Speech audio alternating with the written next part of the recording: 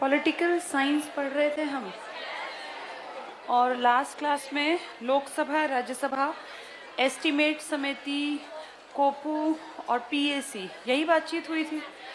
जल्दी से बताओ पेज नंबर क्या था ताकि एक आइडिया बने। 82।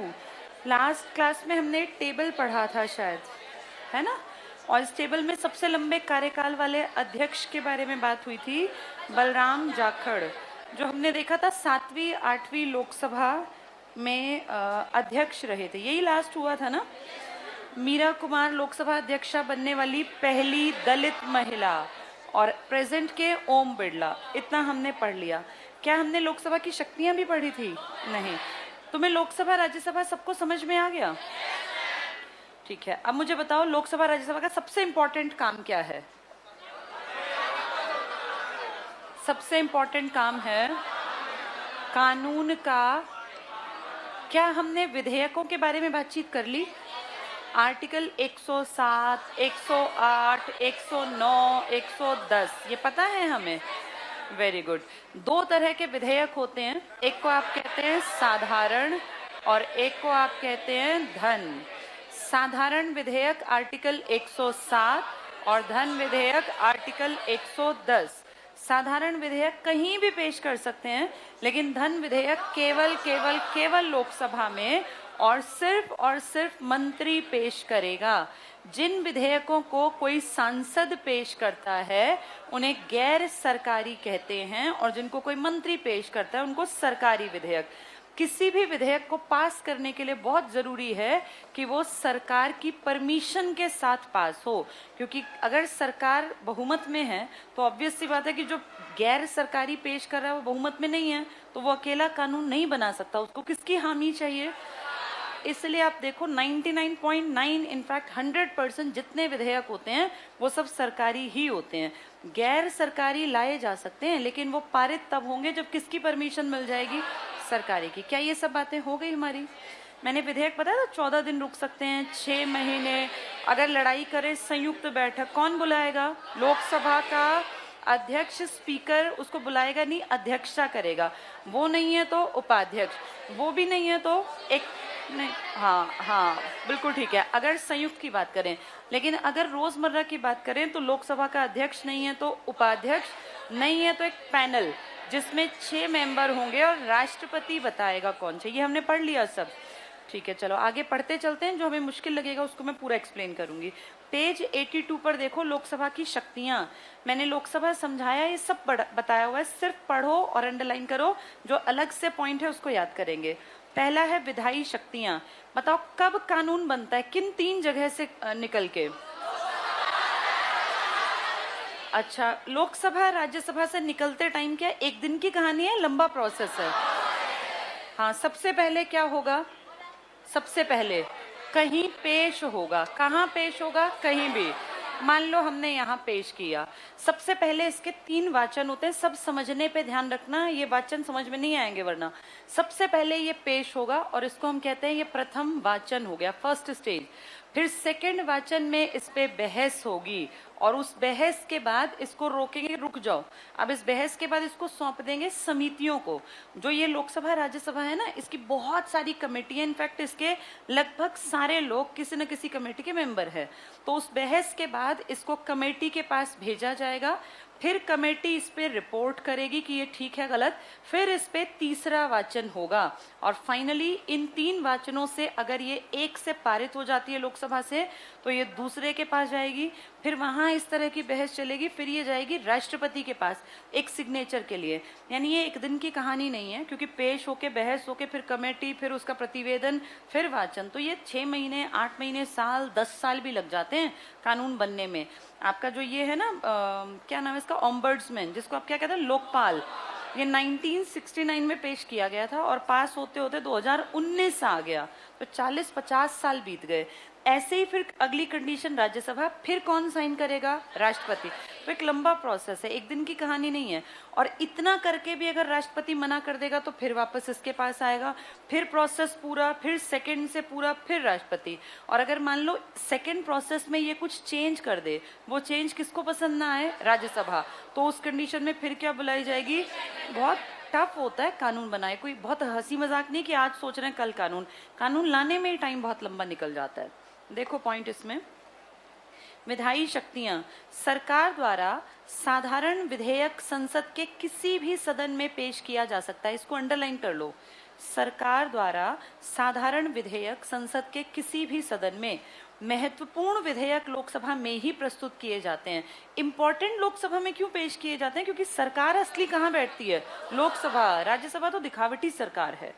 नेक्स्ट पढ़ लो, यदि दोनों सदनों में किसी विधेयक के संबंध में मतभेद हो, अंडरलाइन करो मतभेद, तो राष्ट्रपति दोनों सदनों की संयुक्त बैठक बुलाता है। वेरी इंपॉर्टेंट, राष्ट्रपति संयुक्त बैठक, अनुच्छेद 108, ये बहुत कीमती शब्द है, आगे भी टिक करना। संयुक्त बैठक की अध्यक्षता लोकसभा के अध्यक्ष करते हैं। संयुक्त बैठक में लोकसभा की स्थिति अपनी सदस्य संख्या के बल पर ज्यादा मजबूत होती है, क्योंकि इसके मेंबर कितने हैं? 543 और उसके 245। वो सारे भी उनकी बात माने तब भी नंबर 1 कौन रहेगी? लोकसभा।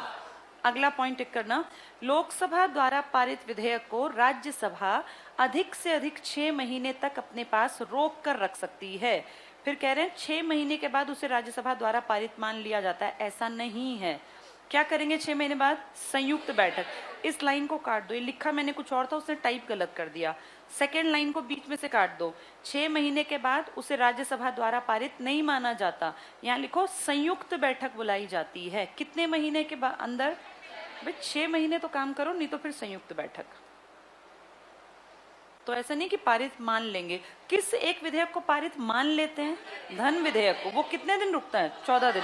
6 महीने बाद थोड़ी पारित, फिर तो संयुक्त बैठक बैठेगी। पेज 83 पे आ जाओ, वित्तीय शक्तियां। बताओ कौन सा विधेयक वित्तीय शक्तियों में आएगा? धन विधेयक। कौन सा आर्टिकल है? 110। किसकी स्टैंप और साइन चलेंगे? लोकसभा के अध्यक्ष के। अगर इसके स्टैंप और साइन है तो राज्यसभा देखते ही फाइल को अलर्ट हो गई, कितने दिन मिले मुझे? अगर मैंने पारित नहीं की तो वो ऑटोमेटिकली पारित, और किसके पास जाएगी? राष्ट्रपति मना नहीं कर सकता, क्योंकि इसको पेश करने से पहले किसकी अनुमति ली गई? आपसे पूछ के पेश किया था, आप मना नहीं कर सकते। देखो इसमें वित्तीय शक्तियां, वित्त के संबंध में लोकसभा को सभी शक्तियां प्राप्त है। टिक कर लो, वित्त के संबंध में सब शक्तियां लोकसभा के हाथ में हैं। राज्यसभा को इस संबंध में बहुत कम शक्तियां प्राप्त हैं, कुछ कर ही नहीं सकती। बजट का सारा खेल है, बजट कहाँ पेश होता है? लोकसभा। राज्यसभा कुछ नहीं है इसके सामने। आगे देखें, अनुच्छेद 109 के अनुसार वित्त विधेयक केवल लोकसभा में ही पेश, इसको अंडरलाइन कर लो। साधारण विधेयक आएगा तो क्या कहोगे? 107। कहाँ पेश हो सकता है? कहीं भी। लेकिन धन विधेयक 110 के तहत लोकसभा अध्यक्ष, और 109 में कह दिया केवल लोकसभा में, अंडरलाइन रखना। लोकसभा से पास होने के बाद वित्त विधेयक राज्यसभा को केवल सिफारिश के लिए भेजे जाते हैं। डबल टिक कर लो, सिफारिश। सिफारिश में मर्जी नहीं होती, तुम बता दोगे, मर्जी उसकी है जिसके पास ये पावर है। जिसकी स्वीकृति या अपनी सिफारिश करने के लिए राज्यसभा को 14 दिन दिए जाते हैं। टिक कर लो, राज्यसभा को 14 दिन। यदि राज्यसभा 14 दिनों तक विधेयक को अपनी सिफारिश के साथ वापस नहीं भेजती तो विधेयक को पारित मान लिया जाता है। क्या साधारण में ऐसा है? कितने महीने रुके? 6 महीने। और 6 महीने बाद संयुक्त बैठक, यहाँ 14 दिन बाद पारित, उसको पूछेंगे भी नहीं। कार्यपालिका पर नियंत्रण शक्ति, क्या कार्यपालिका को रोक, कार्यपालिका मतलब कौन? सरकार। क्या सरकार पे रोक लगाई जा सकती है? किसकी जिम्मेदारी है ये? विपक्ष की। अब मुझे बताओ विपक्ष कौन होता है जो कितनी सीटें ले जाए? 1/10। आपके देश में कोई विपक्ष है ही नहीं, लेकिन फिर भी तो सरकार को रोकना पड़ेगा। तो क्या लेके आए इसके लिए? काम रोको प्रस्ताव, स्थगन प्रस्ताव, अविश्वास प्रस्ताव, ये इस तरह के प्रस्ताव हैं जो कहाँ लाए जाते हैं? लोकसभा। उसमें मंत्रियों का ध्यान अट्रैक्ट करते हैं कि देखो जी आप क्या कर रहे हो, देश की जनता बड़ी दुखी है। तो इस तरह के सरकार के ऊपर एक तरह से लगाम कसने का काम कौन करता है? पर क्योंकि विपक्ष कमजोर है तो आप देखो आपके देश में इस दौर में कितने सारे सार्वजनिक उपक्रम बेच दिए गए। 243 प्लस उपक्रम थे आपके पास, जो धीरे धीरे बिकते बिकते रोज संख्या घटती जा रही है, और कोई कुछ क्वेश्चन ही नहीं पूछ सकता, क्योंकि क्वेश्चन पूछने का अधिकार विपक्ष के पास है। जनता जाके थोड़ी पूछेगी जी रेल क्यों बेच दी, ये जिम्मेदारी विपक्ष की थी। ये जो कोपू है ना, क्या है COPU? Committee on public undertaking, public undertaking हम सबके फायदे के लिए थी, उसमें नौकरियां निकलती थी, लोगों को आरक्षण मिलता था, SC ST को लगभग आगे आने का मौका। ये सब धीरे धीरे करके सरकार इसलिए बेचने में इसके लिए पॉसिबल रहा क्योंकि आपके देश में इस टाइम पे विपक्ष नहीं है, कोई बोलने वाला नहीं है। सरकार ही नीति बनाती है, सरकार ही नियम बनाती है, सरकार ही कानून बनाती है। लोकसभा में इनका बहुमत आसानी से पारित हुआ, राज्यसभा में इनका बहुमत आसानी से पारित, राष्ट्रपति इनकी पार्टी का साइन हो गए और तुरंत से क्या बन गया? कानून। इसलिए तो कानून जल्दी जल्दी बन रहे हैं इस सरकार में, क्योंकि क्या नहीं है? विपक्ष नहीं है। अब देखो, ये कह रहे हैं कार्यपालिका पर कैसे नियंत्रण रखे, इसको समझना पढ़ते हुए। केंद्रीय मंत्रिमंडल सामूहिक रूप से लोकसभा के प्रति उत्तरदायी होता है, इसको टिक कर लो। सारा मंत्रिमंडल कहाँ जवाब देता है? लोकसभा। लोकसभा में आपके विपक्ष को कितनी सीटें मिली हुई हैं? 52, और सरकार को 353। तो सोचो 300 के बाद वाला डिजिट भी बराबरी का नहीं है, तो इसलिए वो मर्जी चला सकती है। नेक्स्ट देखना, यदि मंत्रिमंडल, अंडरलाइन करो, लोकसभा का विश्वास खो देता है तो उसे सामूहिक रूप से इस्तीफा देना पड़ेगा। कैसे अविश्वास प्रस्ताव से कभी हटी है तुम्हारी सरकार? एक आदमी था, क्या नाम था उसका? VP सिंह, अविश्वास से हटाया था 1991 में। आगे टिक करना, राज्यसभा में मंत्रिमंडल के विरुद्ध अविश्वास प्रस्ताव नहीं लाया जाता। क्यों? वहां क्यों नहीं लाया जाता? क्योंकि जनता के आदमी लोकसभा में है, राज्यसभा तो इनडायरेक्ट है, वो तो हमने भेजी ही नहीं। कार्यपालिका पर लोकसभा निम्नलिखित रूप से नियंत्रण करती है। पहला, अविश्वास प्रस्ताव लाकर, यहां लिख लो VP सिंह की सरकार गिरी थी, फिर तुम्हें याद रहेगा। VP सिंह, विश्वनाथ प्रताप सिंह, उसकी सरकार गिरी थी अविश्वास प्रस्ताव से। ये केवल कहाँ लाया जाता है? केवल लोकसभा में। नेक्स्ट पढ़ना, मंत्रियों से उसके विभागों के बारे में प्रश्न पूछकर। कौन पूछेगा प्रश्न? विपक्ष पूछेगा अगर वो ताकतवर है। नेक्स्ट, स्थगन प्रस्ताव, काम को रोकने के लिए स्थगन प्रस्ताव। विभिन्न प्रस्तावों के माध्यम से मंत्रालयों के कामकाज पर टीका टिप्पणी करना, उनकी आलोचना करना अगर वो गलत करते हैं। अब जैसे इतनी चीजें बिछती जा रही है ना, इन सबको इतना ज्यादा स्ट्रांग तरीके से सरकार को धोया जा सकता था लोकसभा में, लेकिन कोई देखो आवाज भी नहीं उठाता, कुछ भी करो कोई बोलने वाला नहीं है। किसानों के लिए इस टाइम पे कहीं भी अगर विपक्ष मजबूत हो ना, तो वो ऐसा स्टैंड ले ले कि देश में क्रांति की लहर फैल जाए, लेकिन आपके देश में कोई बोलता ही नहीं। 4 महीने, 6 महीने, साल, 10 साल पड़े रहो, किसी को फर्क ही नहीं है। जैसे मैं ये नहीं कह रही कि किसान गलत और सही, लेकिन कोई चीज गलत है तब भी तो बात करनी चाहिए ना लोकतंत्र में। ये क्या तरीका है कि कोई बात ही नहीं कर रहा। नेक्स्ट देखो, मंत्रियों द्वारा पेश विधेयकों को नामंजूर कर सकते हैं, सिर्फ पढ़ लो। बजट अस्वीकार कर सकते हैं। लोकसभा के सदस्य, इसको टिक कर लो, राष्ट्रपति और उपराष्ट्रपति के निर्वाचन में भाग लेते हैं, तो लोकसभा के मेंबर्स ने तो राष्ट्रपति उपराष्ट्रपति बनाए हैं।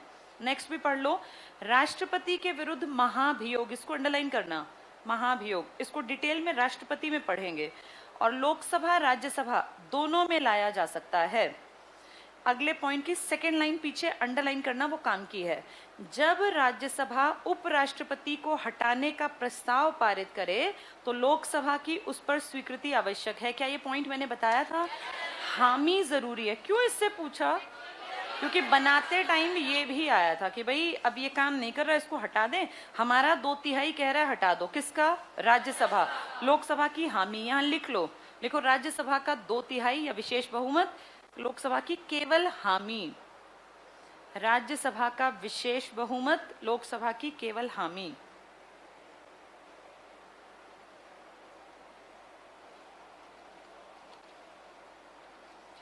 चलो अगली हेडिंग है लोकसभा की विशेष शक्तियां। तुम्हें क्या विशेष लगा इतने दिन से पढ़ते पढ़ते? लोकसभा में सबसे बड़ी ताकत क्या है? पहली चीज धन विधेयक, और धन से जुड़ा है बजट, और बजट है सारे साल का खर्चा, तो वो सारी पावर किसके हाथ में है? लोकसभा।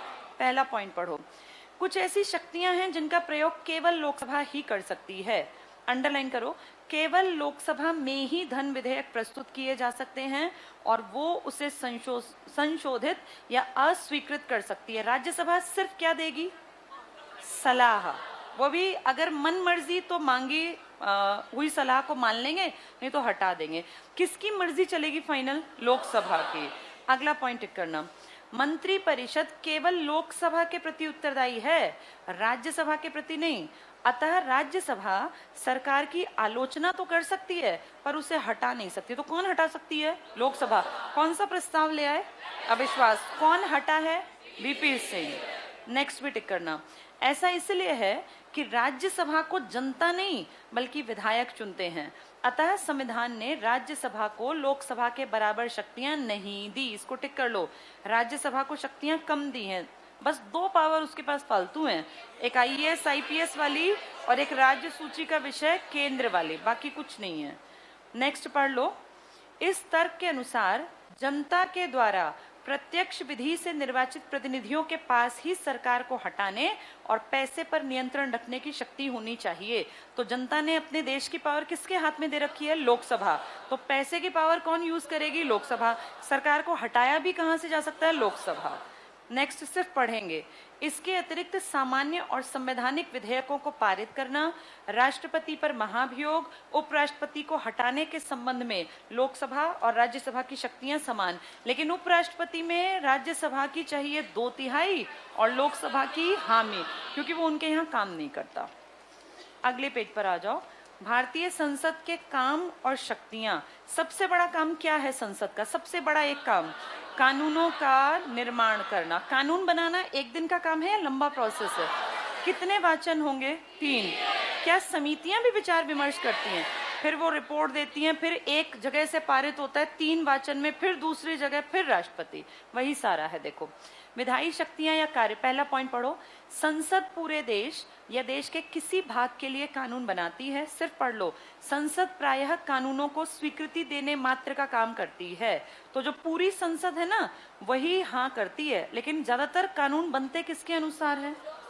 लोकसभा के मंत्रियों के अनुसार, क्योंकि मंत्रियों के पास पावर होती है। नेक्स्ट पॉइंट टिक करना।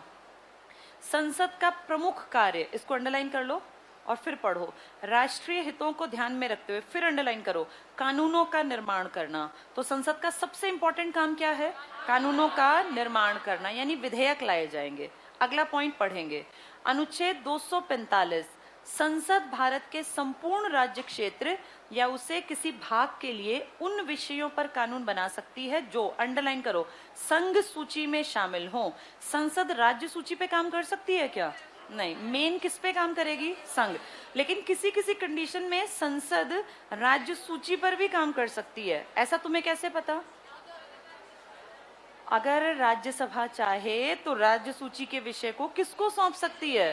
तो बन गई, वहीं पे बात आ जाएगी वो। नेक्स्ट पॉइंट पढ़ो। संघ सूची के विषयों के अतिरिक्त, अंडरलाइन करो, संसद समवर्ती सूची के विषयों पर भी कानून बना सकती है। 2 एग्जाम्पल दे दो समवर्ती के बेस्ट। शिक्षा और वन, दोनों पे चलते हैं ना, एग्जाम्पल लिख लो। हैं टोटल कितने विषय बताना है इसमें? 97, 100, 66, 61 और 47 और 52, ये याद रखने हैं हमें। ये टिक कर लो। समवर्ती सूची के पास 52 लिख लो। नेक्स्ट पढ़ना। संविधान ने अवशिष्ट विधायी शक्ति, अवशेष क्या होते हैं? बचे हुए। जैसे कंप्यूटर क्या नेहरू के टाइम में था? नहीं था। उन्होंने एक लिस्ट बना के छोड़ दिया, रेजिडुअल पावर। भाई टाइम बीतेगा, नई नई चीजें आएंगी, इसमें ऐड करना। वो पावर किसको पकड़ा दी? संसद को। वही पॉइंट है, बहुत काम का, अंडरलाइन कर लो। संविधान ने अवशिष्ट विधायी शक्तियों पर भी कानून बनाने की शक्ति संसद को प्रदान की। डबल टिक करना, अवशिष्ट और संसद। एग्जाम्पल लिखो, इंटरनेट, कंप्यूटर, ये रेजिडुअल पावर्स हैं। इसके इंग्लिश में देखो लिखा रेजिडुअल लेजिस्लेटिव पावर्स। जो क्या 1950 में थी ये शक्तियां? नहीं, ये बची हुई है, पता नहीं कब कब आती रहेंगी। हो सकता है 10 साल बाद कुछ नया आ जाए, फिर नई शक्तियां। कौन बनाएगा कानून? एग्जाम में आएगा केंद्र सरकार या संसद, तो क्या टिक करोगे? संसद। संसद ही केंद्र सरकार है या केंद्र सरकार छोटा हिस्सा है? हिस्सा है। बड़ा सर्कल संसद, उसका एक हिस्सा केंद्र सरकार। नेक्स्ट टिक करना। अनुच्छेद 3, 1, 2, 3, 4 किस भाग में है? 1 में। क्या था 1 में? भारत। 2 में क्या था? बाहर के। 3 में क्या था? अपने हिस्से। वही बता रहे हैं। अनुच्छेद 3 के अनुसार 2 या अधिक राज्यों को मिलाकर, अंडरलाइन करना, नए राज्य का निर्माण करने, वर्तमान राज्यों के क्षेत्रों और सीमाओं या नामों में परिवर्तन करने की शक्ति और कानून बनाने की शक्ति संसद को प्राप्त है। हम ये पहले भी पढ़ के आए हैं ना, सेम बात। नेक्स्ट पॉइंट टिक करना। विधेयकों को तैयार करने का वास्तविक काम तो किसी मंत्री के निर्देशन में नौकरशाही करती है। क्या होती है नौकरशाही? इसको आप इंग्लिश में बोलते हैं ब्यूरोक्रेट्स। नाम देखो कैसा है, लग रहा है कोई नौकर होंगे। ये देश के सबसे इंटेलिजेंट क्रीम है दिमाग, जिसको आप कहते हैं आईएएस। ये तो नौकरशाही होती है, नौकरशाही, शब्द शाही मतलब राज महाराज टाइप के, लेकिन नाम के आगे नौकर, यानी ये सरकार से तो नीचे हैं लेकिन ये भी शाही हैं। ये आईएएस हैं जो सेक्रेटरी के रूप में, सचिव के रूप में, हर डिपार्टमेंट के मुखिया के रूप में काम करते हैं। हम बार बार ये बात करते हैं मंत्री पढ़ा लिखा होना जरूरी नहीं है। अनपढ़ अगर मंत्री है तो अनपढ़ को क्या पता कि रेल की कौन सी नीतियां अच्छी हैं, उसने तो पढ़ाई की ही नहीं। उसको ये भी नहीं पता कि सीएनजी ट्रेन कहाँ से कहाँ चली, ट्रेन कब आई, किसके टाइम में आई, कितने किलोमीटर का कितना सफर, कुछ नहीं पता। ये सारी बात किसको पता होगी? क्योंकि ये पढ़ा लिखा आदमी है, इसने बहुत टफ पेपर की तैयारी की, सालों साल, हिस्ट्री, पॉलिटिक्स, इकोनॉमिक्स, सब चीजों की पकड़ है इसकी, साइंस मैथ्स की। ये इसको सुझाव देगा कि सर ऐसे ऐसे करना चाहिए। तो ये तो बस एक नाम का बस ठप्पा लगाने वाला आदमी है, असली काम कौन करता है? लेकिन आपके देश में सचिव का कहीं नाम नहीं लेते, ना ये मंत्री मंडल का मेंबर, ना ये मंत्री परिषद का। असली काम करते हैं सेक्रेटरी। और सरकार कितनी चालाक है, जो बेस्ट आईएएस होते हैं ना, जिनका परफॉर्मेंस बहुत अच्छा होता है, उनको अपने सचिव बनाती है। यानी जो देश का क्रीम दिमाग है, देश में टोटल मिला के हर साल हार्डली 700-800 लोग हैं, पूरे देश के बेस्ट। 1000 से तो नीचे ही रखते हैं इनको हमेशा। अब पहले तो खैर 1200-1500 थे, अब तो घटाते जा रहे हैं, सरकार इनको भी घटा रही है। ये देश के सबसे बेस्ट दिमाग हैं, जो डॉक्टर्स थे, जो इंजीनियर्स थे, कोई आईआईटीएन, कोई एमबीबीएस। इन दिमागों का यूज करती है सरकार अपनी नीतियां डिजाइन करवाने में। और किस रूप में काम लेती है इनसे? सचिव। ये कुछ साल काम करते हैं जिलों के रूप में, फिर जब ये जिले में नामी गिरामी अच्छा काम करते हैं तो उनको उठा के सचिव। और इस तरह से सबसे बड़ी सरकारी नौकरी जो है वो प्रधान सचिव की होती है। उससे बड़ा आपके देश में कोई सरकारी नौकर नहीं है। और वो देश का बेस्ट आईएएस होता है जो सरकार की नजरों में रहता है। यहाँ बेस्ट का मतलब काम करने वाला बेस्ट नहीं, यहाँ बेस्ट का सरकार की चाटुकार, सरकार के अकॉर्डिंग काम करने वाले। और सरकार तो 2 नंबरी टाइप के लोगों को आगे बढ़ाती होगी। चलो देखें आगे। कुछ लोग अच्छे भी हैं, ऐसा नहीं सब खराब हैं, पर कम है, वो अच्छे लोगों को कम ऊपर आने देते हैं। ये पढ़ो जरा आगे, विधायी शक्तियों में आगे अगला पॉइंट देखो। विधेयकों को तैयार करने का वास्तविक काम किसी मंत्री के निर्देशन में कौन करती है? नौकरशाही। टिक कर लो ये, विधेयक नौकरशाही। फिर पढ़ो, विधेयक का उद्देश्य और संसद में उसे प्रस्तुत करने का समय मंत्रिमंडल तय करता है। भाई मंडे को 3 बजे ये पेश करना है, ये मंत्रिमंडल बताएगा। नेक्स्ट टिक करना, कोई भी महत्वपूर्ण विधेयक बिना मंत्रिमंडल की स्वीकृति के संसद में पेश नहीं किया जाता। क्या कोई सांसद विधेयक पेश कर सकता है? क्यों नहीं कर सकता? गैर सरकारी सांसद तो करेगा, लेकिन उसको अगर कानून बनवाना है तो किसकी मर्जी माननी पड़ेगी? सरकार। यानी सरकार चाहेगी तो नियम बनेगा, नहीं तो नहीं बनेगा। ये टिक कर लो, कोई भी महत्वपूर्ण विधेयक बिना मंत्रिमंडल की स्वीकृति के संसद में पेश नहीं किया जाता। फिर पढ़ो आगे, संसद के निजी सदस्य भी कोई विधेयक प्रस्तुत कर सकते हैं, पर अंडरलाइन करना, बिना सरकार के समर्थन के ऐसे विधेयकों का पास होना संभव नहीं है। आप पार्टी का एक आदमी वो कहते मैं तो विधेयक लाऊंगा, ले आ विधेयक, लेकिन क्या वो कानून बनने देंगे? क्योंकि उसको परमिशन मिलेगी नहीं। अगर पेश भी कर देगा ना तो उसमें ना बहस होगी, ना उसके पक्ष में वोट पड़ेंगे, तो कैसे कानून बनेगा? ये लाइन देखो, बिना सरकार के समर्थन के विधेयकों का पास होना संभव नहीं है। यानी किसकी मर्जी से कानून बनता है? सरकार की मर्जी से। अगला पॉइंट देखो, 356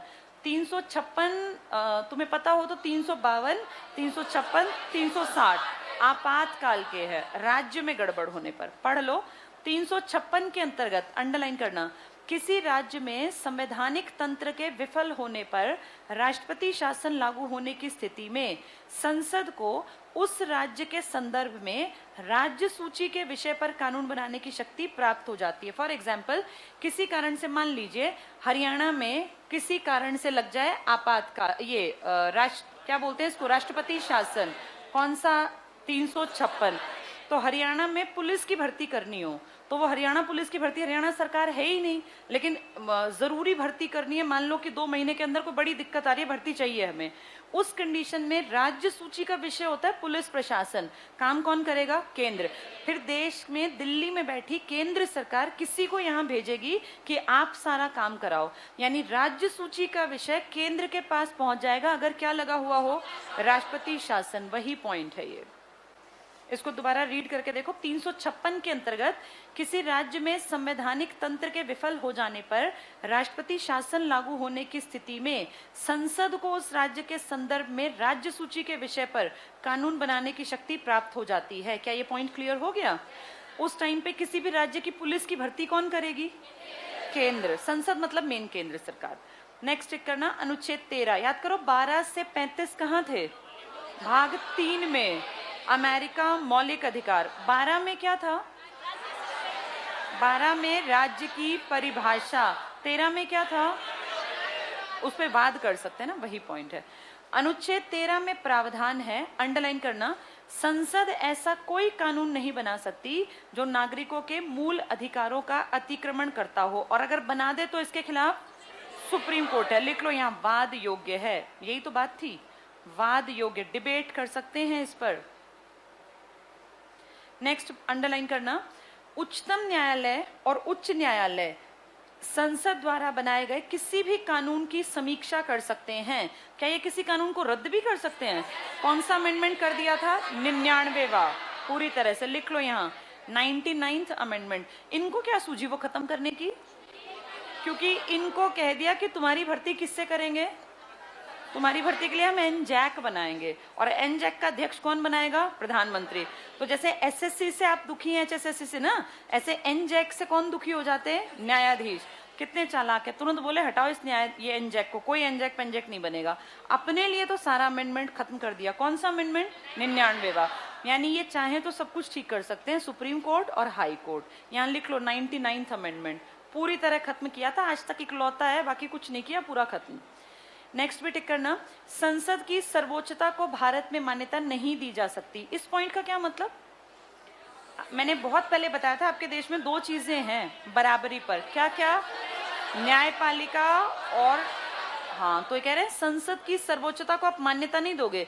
कौन सी दो चीजों को बराबरी दोगे? न्यायपालिका। लिख लो यहाँ, लिखो संसद इज इक्वल टू न्यायपालिका, या लिख लो व्यवस्थापिका इज इक्वल टू न्यायपालिका, या लिख लो कार्यपालिका इज इक्वल टू, जो तुम्हारा मन करे। संसद इज इक्वल टू न्यायपालिका। तो पूछे बताओ सर्वोच्च कौन? तो एक का नाम ले सकते हैं क्या? कोई भी नहीं। भारत में दोनों की सर्वोच्चता है। किस किस की? कार्यपालिका की और न्यायपालिका की। कार्यपालिका संबंधी शक्तियां, इसमें सीधे सेकंड पॉइंट पर आ जाओ। संविधान में मंत्री परिषद को, ये टिक कर लो, लोकसभा के प्रति सामूहिक रूप से उत्तरदायी बनाया गया।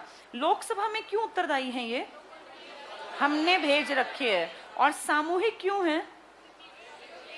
परिवार में एक बच्चा गलती कर दे, मान लो गांव में किसी एक लड़के ने गांव के किसी दूसरे लड़के का सर फोड़ दिया, तो उसको थोड़ी पकड़ते हैं, सीधे क्या करते हैं? गांव वाले इकट्ठे हो, उसके पिताजी, उसके दादा, उसकी माँ, उन सबको पकड़ते हैं ना। ये क्यों करते हैं? वो क्या मानते हैं कि परवरिश तुम्हारे कारण है।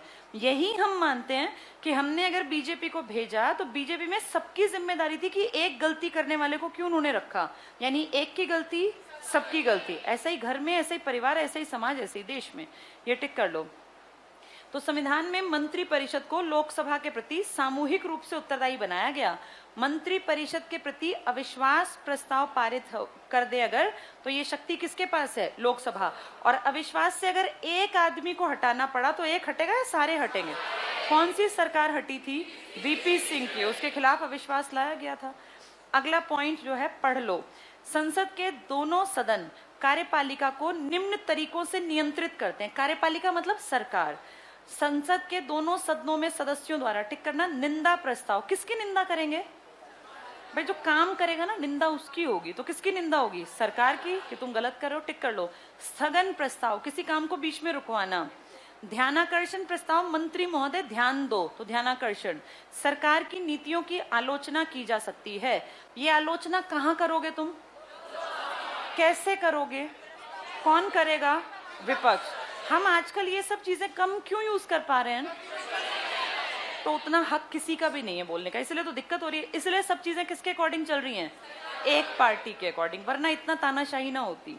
नेक्स्ट पे आ जाओ, नेक्स्ट पॉइंट पढ़ लो। संसद के दोनों सदनों के सदस्य सरकारी नीतियों और विभिन्न विभागों के कामों के संबंध में, टिक करना, प्रश्नों और पूरक प्रश्नों के माध्यम से सूचनाएं प्राप्त कर सकते हैं और सरकार की आलोचना कर सकते हैं। क्या क्वेश्चन पूछे जा सकते हैं? पर क्वेश्चन पूछने का आप जानते हो ना क्या करना है? पहले अध्यक्ष को बताओ, महासचिव तक पहुंचाओ, फिर वो लिखित, फिर वो आंकड़े, 10 दिन 15 दिन, इतने दिन कम से कम। चलो पेज 85 का वित्तीय कार्य, आज का लास्ट है ये, इसको पढ़ लेते हैं, बहुत इंपॉर्टेंट है, ध्यान से समझना। वित्तीय मतलब किससे जुड़ा? और पैसा आते ही तुम्हारे दिमाग में कौन सा विधेयक आएगा? कौन सी इंपॉर्टेंट चीज आएगी? बजट। सरकार बजट साल बीतने के बाद लाती है, पहले लाती है? इस साल जो बजट आया वो कब के लिए आया? 2021-22 के लिए। इस बजट में एक एग्जाम्पल से समझो सभी लोग। मान लो एक बहुत छोटा एग्जाम्पल, 1000 करोड़ रुपए हैं। इस 1000 करोड़, ये मैंने बहुत छोटा लिखा है, आपके यहाँ लाखों करोड़ रुपए होते हैं। इस 1000 करोड़ का बंटवारा कर देते हैं फरवरी में। कैसे? मान लो कह देते हैं 5 करोड़ जाएंगे शिक्षा पे, ठीक है, 15 करोड़ जाएंगे कृषि पे, ऐसे ही कह देंगे 20 करोड़ जाएंगे बिजली पे, फिर 5 करोड़ जाएंगे महिला और बाल विकास पे, ऐसे कर करके डिवीजन कर देते हैं। ये फरवरी में कर देते हैं। अब इन सब के ऊपर फिर कमेटी बनती है और सरकार अलग अलग कमेटियों से बातचीत करती है। भाई तुम देखो शिक्षा पे काम ठीक किया कि नहीं किया, इतने करोड़ में कितने कॉलेज बनेंगे, कितनी यूनिवर्सिटी, बच्चों की शिक्षा पे काम करेंगे या बड़ों की शिक्षा पे, तो हर किसी का बंटवारा कर देते हैं। ऐसे ही कृषि वाले को कहेंगे मछली पालन पे काम करें या खेती पे काम करें, किस तरह की कैश क्रॉप्स पे, यानी सब अपने अपने काम का जिम्मा ले लेते हैं। पहले इसको बनाता है एक आदमी, राष्ट्रपति की मर्जी होती है, इसमें प्रधानमंत्री की मर्जी होती है, पेश करता है वित्त मंत्री। और इन सब के बाद जब ये सब हो जाता है तो इस बजट को फिर लोकसभा से पारित करा के कहाँ भेज देते हैं? राज्यसभा। ये सबसे लंबा सत्र होता है। जब सत्र पढ़ेंगे तो आगे और डिटेल पढ़ेंगे।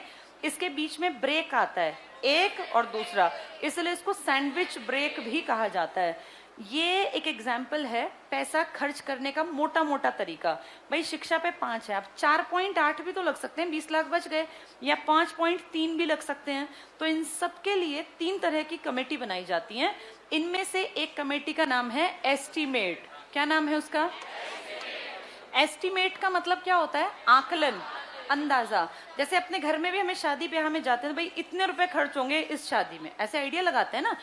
यही काम करते हैं, एक साल में देश में कितना पैसा खर्च होगा। एस्टीमेट कमेटी ये क्या करती है? एस्टिमेशन करती है कि भाई इतने इतने रुपए इस डिपार्टमेंट को मिलना ठीक है या नहीं ठीक है। एक दूसरी कमेटी का नाम है PAC, पब्लिक अकाउंट कमेटी। अब जिसको जितने रुपए मिल गए वो रुपए वो खा भी तो जाता होगा, बहुत बार लोग खा जाते हैं पैसे, इनफैक्ट इंडिया में तो खा ही जाते हैं, लगाते कम है।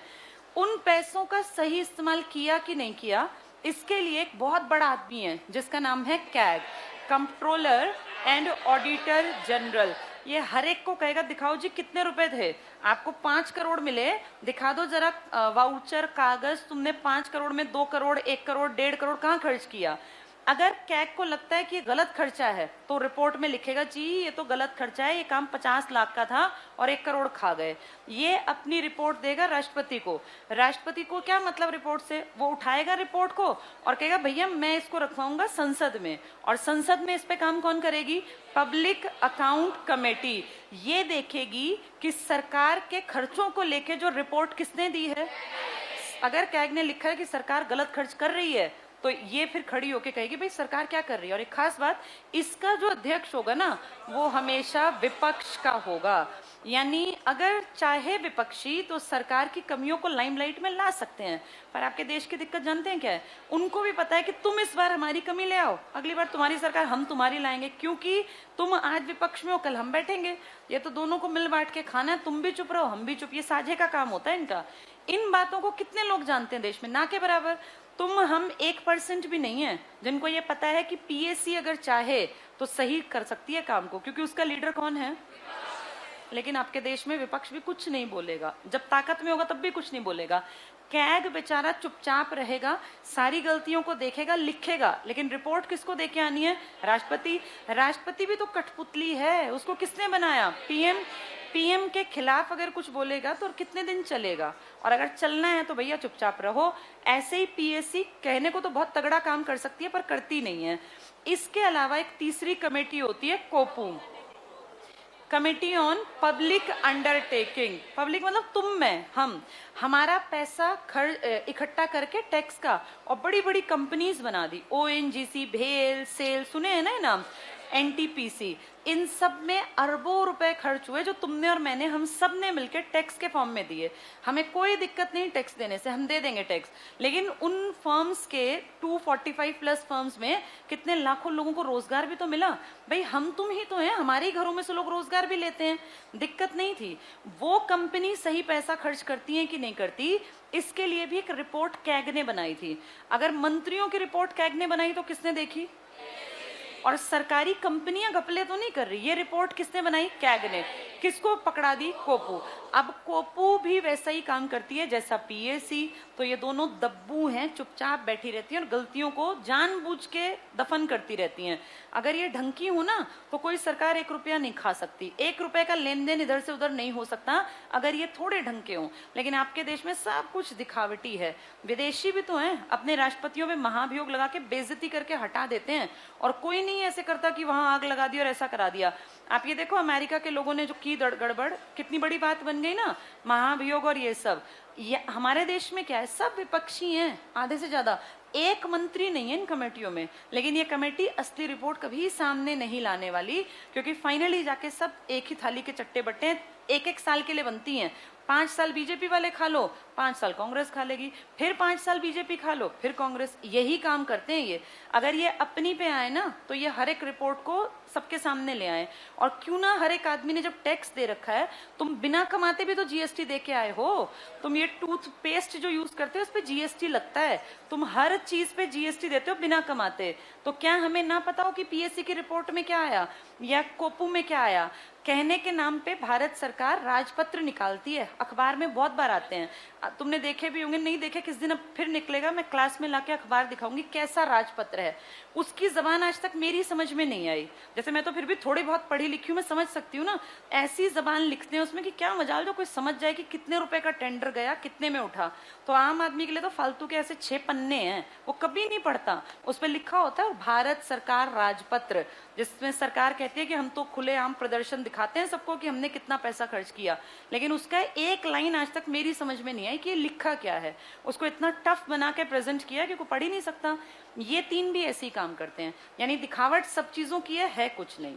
चलो लास्ट फटाफट से पढ़ लें इसको। वित्तीय कार्य, संघ का वित्त संसद के नियंत्रण में है। तो संघ का पैसा किसके हाथ में है? संसद। सारा पैसा किसके हाथ में है? ये पैसा किसका पैसा है? जनता का पैसा, ये संघ का नहीं, हमारा पैसा है। नेक्स्ट देखो, संसद की अनुमति के बिना, टिक कर लो, संसद की अनुमति के बिना कोई कर नहीं लगाया जा सकता। केंद्रीय बजट संसद के लोक सदन, कौन सा था लोक सदन? लोकसभा, अर्थात लोकसभा में प्रस्तुत किया जाता है। सरकार की वित्तीय गतिविधियों पर नियंत्रण के लिए संसद द्वारा निम्न स्थायी समितियों का गठन कर लिया। ये फाइनेंशियल कमिटीज हैं, पैसे की कमेटी, टिक कर लो। प्राक्कलन समिति, इसको क्या बोलते हो? एस्टिमेट कमेटी, इंग्लिश वाले में भी टिक कर लो, प्राक्कलन के ठीक सामने एस्टिमेट। फिर लिखा है लोक उपक्रम समिति, इसको बोलते हो कोपू। सामने देखो इंग्लिश में committee on public undertaking, CO छोटा, C बड़ा, P बड़ा, U बड़ा, लिख लो कोपू। और लोक लेखा समिति, पब्लिक अकाउंट कमेटी, PAC। इन तीनों को डिटेल में पढ़ेंगे, पर कल लिखवाऊंगी इनके बारे में, क्या करती हैं, कितने मेंबर्स हैं।